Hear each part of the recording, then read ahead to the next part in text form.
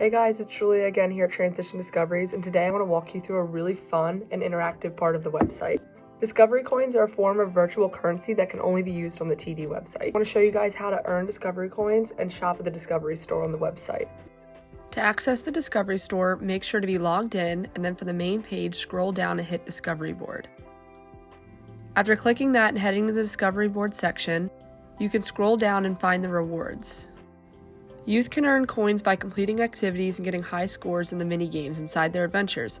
Everyone can earn coins by completing the job interest portion of their Discovery Board, as well as opening the daily loot chest. At the top of the store page, you'll see how many Discovery coins you have. As you scroll down, you can see all the items available for sale. If you have enough coins to purchase an item, the Buy Now button will appear. Click the button to purchase. I had enough coins to make my name fancy, so that's what I chose to do. I got to customize the color, the font, and the size of my name and how it appears on my profile now. There are so many fun ways to earn and spend your Discovery coins. Head over to the website, start your journey, and see what you can do with it.